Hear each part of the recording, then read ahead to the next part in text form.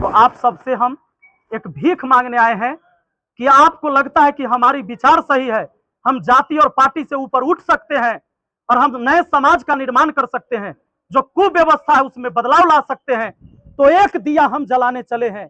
आप लोग भी दिया जलाइए, अंधेरा कोसों दूर भागेगा। क्रांति करने की जरूरत है आज समाज को। देखिए हम जे अली हाँ बात करे, हम भी बदलावे के बात करे अली, लेकिन सरकार बदले उससे हमारा कोई फर्क न पड़ेगा। सरकार वही रहे या सरकार नहीं बदल जाए, इससे हमको फर्क नहीं पड़ता। हमारा व्यवस्था बदले के चाहिए। जो मेरा सबसे मूलभूत चीज है, 5 चीज जो संविधान मेरा अधिकार देता है, ये लोकतांत्रिक व्यवस्था है। लोकतांत्रिक व्यवस्था में जनता राजा है और इस राजा को अपना प्रतिनिधि चुनने का अधिकार है। इसलिए 5 साल पर आप विधायक का चुनाव करते हैं, मुखिया का चुनाव करते हैं, चाहे एमपी का चुनाव करते हैं। वर्तमान में हम मुखिया हती सलाह पंचायत के बगले में है, अपने के सलाह पंचायत जो सहदेई प्रखंड में है। तो अभी वर्तमान में हम मुखिया हती, लगभग 4 साल कार्यकाल के पूरा हो गए। तो व्यवस्था कौन चीज है जो 5 गो भैया हो तनी हमरो बोल ले बेदा 2 मिनट।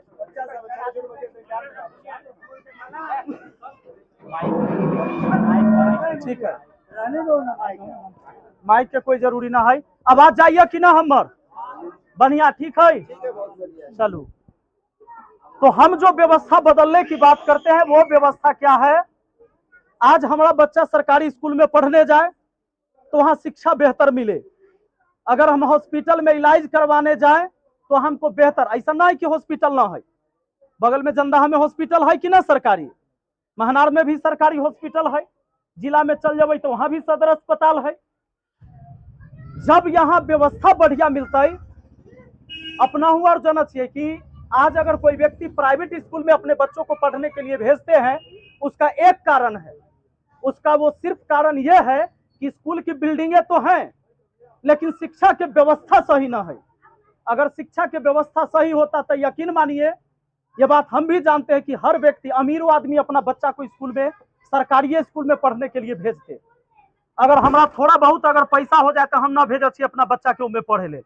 वो ई लेल कि हमरा पता है कि प्राइवेट स्कूल में तनी अच्छा पढ़ाई मिलता है, जबकि प्राइवेट स्कूल के टीचर के वेतन उतना ना है जितना सरकारी स्कूल के टीचर के वेतन है। हालांकि इसके लिए केवल सरकारी स्कूल के टीचर जिम्मेदार नहीं है, हमारी व्यवस्था जिम्मेदार है। अगर हम किसी एक के ऊपर ये थोप दे कि सरकारी स्कूल के टीचर नहीं पढ़ाते हैं तो ये भी गलत है। मैं सरकारी स्कूल में ही पढ़ा हूं। आज हम 60 लाख विद्यार्थी के पढ़ब छियै।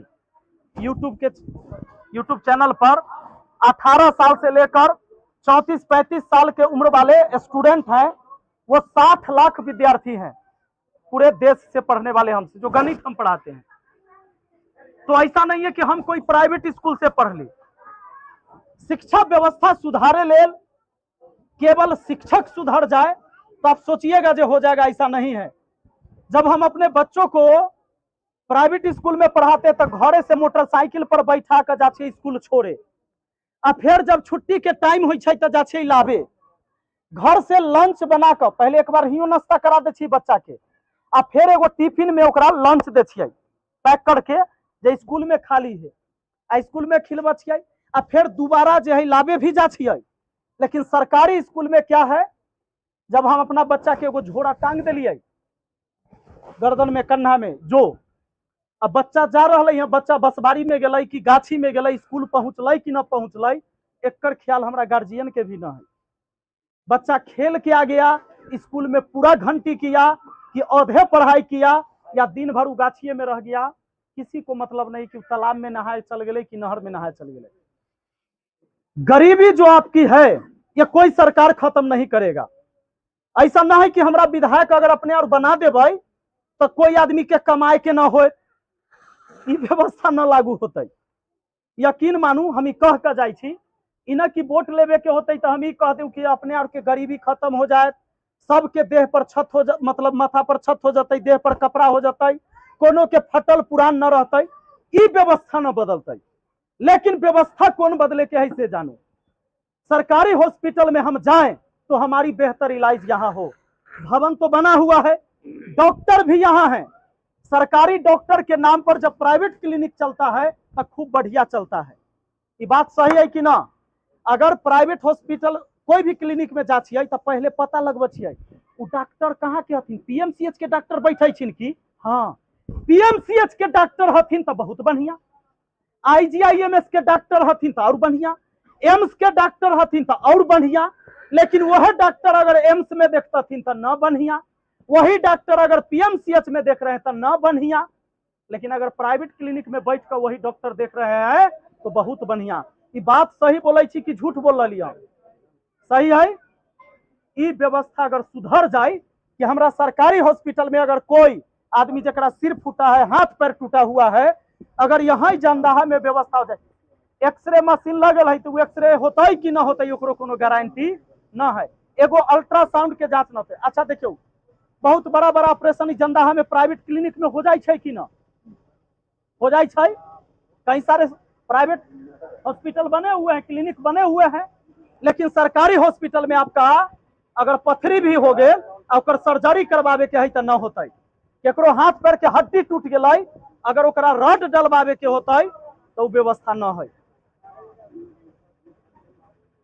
जबकि ऐसा है कि अगर पूरे जनदाहा के प्राइवेट क्लिनिक चाहे तो सरकारी हॉस्पिटल में घुसिया जाते, इतना बड़ा जरूर है। ऐसा भी है कि जमीन बड़ा है, ओकर बिल्डिंग भी बनल है, सरकारी डॉक्टर भी बनते हैं और उनको वेतन भी मिल रहा है, व्यवस्था नहीं हो पा रहा है। और इसीलिए हम मजबूर हैं। सरकारी हॉस्पिटल, सरकारी स्कूल, यहाँ तक सब आदमी के अधिकार है जाए के।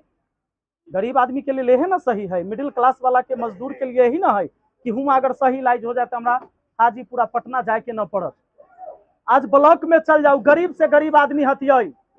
हम बार बार ये बात पर जोर देते हैं कि जब भी कोई गरीब से गरीब आदमी को राशन कार्ड बनवाने जाए तो 3000, 3500, 2500 रुपया जब तक दक्षिणा नहीं देगा उसका राशन कार्ड नहीं बनेगा। ये अनलीगल है, ये रिश्वत है। सरकार कोनो बन जाएगा या आपके ब्लॉक की व्यवस्था वही रहेगी।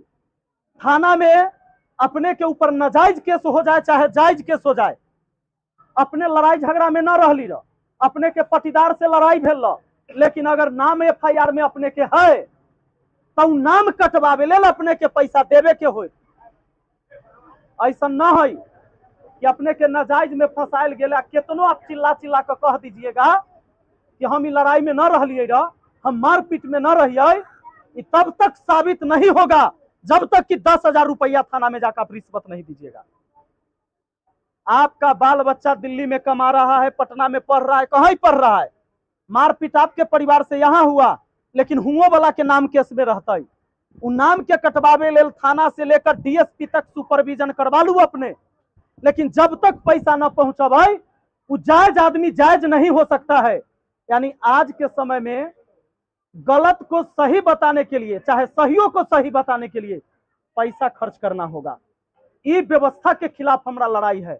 हमारा मालूम है कि या तो हमारा काम ब्लॉक में है, अनुमंडल में है, थाना में है, सरकारी हॉस्पिटल में है, सरकारी स्कूल में है, यही ना काम है। ये व्यवस्था सुधारे की जरूरत है। और ये व्यवस्था सुधारेगा कौन? अगर हम एक पंचायत के मुखिया हैं तो उस पंचायत का जनप्रतिनिधि है हम।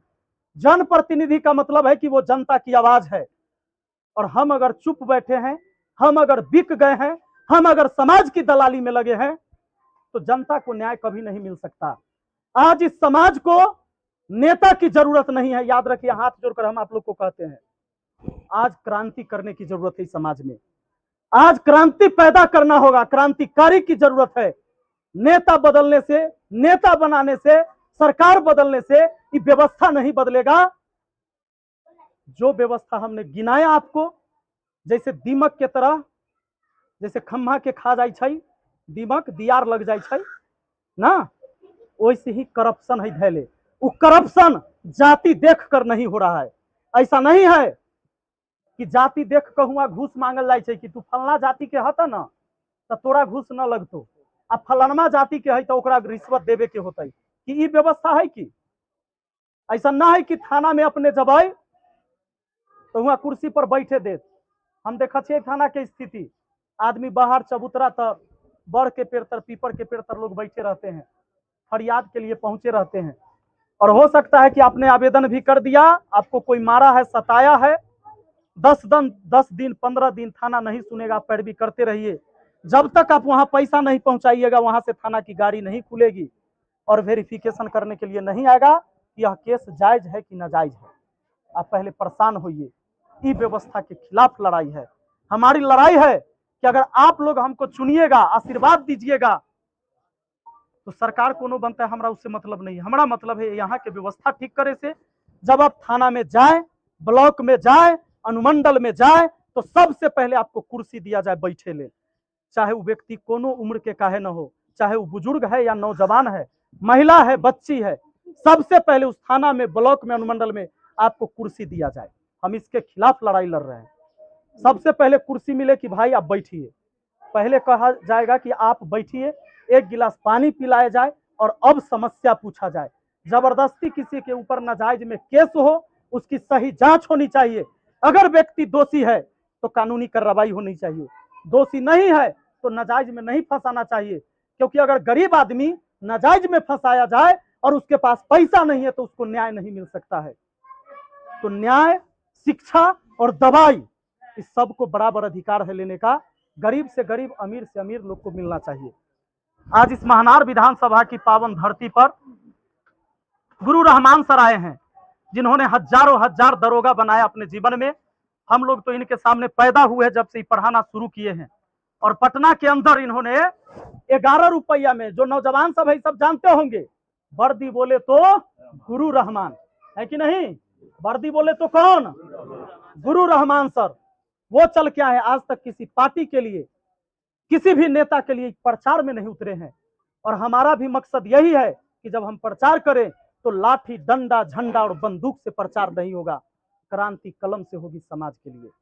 हम अपने बाल बच्चों को इसलिए पढ़ाते हैं कि वो सही दिशा में जाए, सही चीजों को पहचाने, अपने कर्तव्य और अपने अधिकार को जाने कि हमें अपने समाज के लिए क्या करने की जरूरत है। तो आप सबसे हम एक भीख मांगने आए हैं कि आपको लगता है कि हमारी विचार सही है, हम जाति और पार्टी से ऊपर उठ सकते हैं और हम नए समाज का निर्माण कर सकते हैं, जो कुव्यवस्था है उसमें बदलाव ला सकते हैं, तो एक दिया हम जलाने चले हैं। आप लोग भी दिया जलाइए, अंधेरा कोसों दूर भागेगा। क्रांति करने की जरूरत है आज समाज को।